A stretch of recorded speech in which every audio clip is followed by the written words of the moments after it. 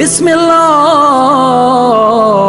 الرحمن الرحیم اللہم صل علی محمد وآل محمد بسم اللہ الرحمن الرحیم اللہم صل علی محمد وآل محمد۔ مومنین کرام، قرآن کریم اور اہل بیت کے فرمان میں ہر چیز موجود ہے۔ انسان کو شکر ادا کرنا چاہیے کہ تمام اس کی زندگی کے جو ضروریات ہیں، جو مسائل ہیں، ہر چیز اہل بیت نے بتا دی ہے۔ آج ہم ذکر کریں گے کہ ہمارے جسم کے جو اضافی بال ہیں، مخصوص جگہوں کے بال ہیں، ان کو کس طرح صاف کرنا ہے اور ان کو کن ایام تک ہم صاف کر سکتے ہیں یا کتنے دنوں کا پیریڈ ہے۔ بغل اور زیر ناف بال صاف کرنے کی تاکید ہے۔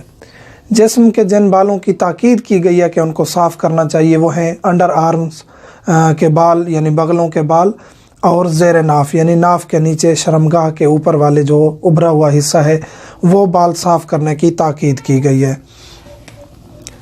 ہر ہفتے نہیں تو 15 دن بعد، نہیں تو 20 دن بعد، زیادہ سے زیادہ 40 دن بعد یہ جو بال ہیں بغلوں میں ہو جاتے ہیں یا شرمگاہ کے اوپر، یعنی شرمگاہ انسان کا فرنٹ سائیڈ جو ہے، فرنٹ سائیڈ انسان کی، اس کی جو شرمگاہ ہے، چاہے وہ مرد ہے یا خاتون ہے، اس کی شرمگاہ کا جو اوپر والا ابھرا ہوا حصہ ہے ناف تک، یہ بال صاف کرنے کی تاکید ہے بغلوں کے اور ان بالوں کی، اور ہر ہفتے صاف کیے جائیں، نہیں تو 15 دن بعد، زیادہ سے زیادہ 20 دن بعد، 20 دن کے بعد، یعنی کہ حتماً صاف کرنے چاہیے۔ حتیٰ کہ روایت یہ ہے کہ قرض بھی اٹھانا پڑے، آپ کے پاس پیسے نہیں ہیں نورا خریدنے کے، نورے کے بارے میں بھی ہم ذکر کرتے ہیں، آپ کے پاس پیسے نہیں ہیں صفائی کے لیے تو پھر آپ قرض اٹھا کے بھی صفائی کریں، اور جب 40 دن گزر جائیں گے تو آپ کی نماز بھی قبول نہیں ہے۔ مطلب یہ ہے کہ یہ تاکید کی گئی ہے صفائی کی، یعنی ایمان جو ہے، اسلام جو ہے، وہ انسان کو صفائی اور صاف ستھرا رہنے کا درس دیتا ہے۔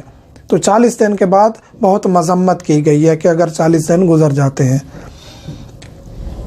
تمام جسم کے بال صاف کر سکتے ہیں، یہ سوال کیا جاتا ہے، خصوصاً مرد حضرات جو ہیں سوال کرتے ہیں کہ ہم جسم کے باقی حصوں کے بال صاف کر سکتے ہیں۔ جی بالکل کر سکتے ہیں۔ خواتین کے لیے تو بہتر یہی ہے کہ ان 2 جگہوں کے علاوہ باقی تمام جسم کے بال بھی صاف رکھا کریں، کیونکہ مرد جو ہے، اس کا شوہر جو خاتون کا، شادی شدہ خاتون کے لیے زیادہ یہ ہے تاکید ہے کہ اس کا شوہر جو ہے وہ اٹریکشن اس کی حاصل کرنے کے لیے، شوہر کی اٹریکشن حاصل کرنے کے لیے جو وہ کام کرے گی وہ اس کا باعث ثواب ہوگا، اس کو اجر ملے گا۔ تو ایسے ہی صاف ستھرا رہنا چاہیے اپنے مرد کو خوش کرنے کے لیے۔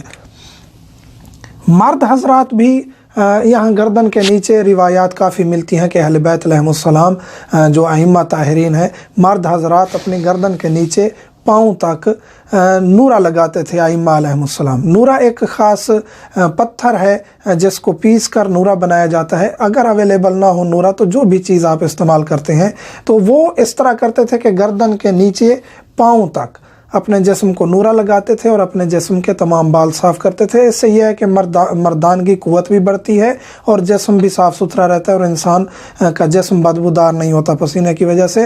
انسان کو صاف ستھرا رہنا چاہیے، تاکید ہے بہت زیادہ۔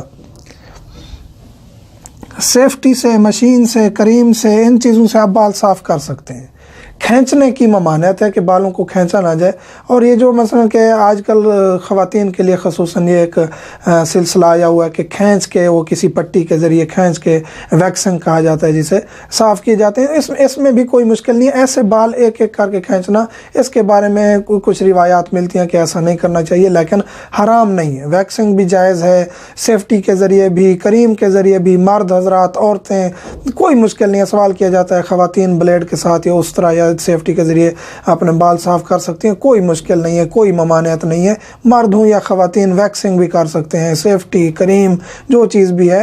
اگر نورا نہیں مل رہا، نورا مل جائے تو وہ سب سے بہتر ہے۔ ایک پاؤڈر ہے، وہ حکیموں کے پاس شاید مل جائے، یا ایسی جگہوں پہ جن کو معلوم ہے نورے کی اہمیت کا وہ رکھتے ہیں، تو وہ بھی استعمال کر سکتے ہیں۔ مکمل جسم کے بال صاف کیے جا سکتے ہیں۔ اس کے بعد کوئی غسل واجب نہیں ہے۔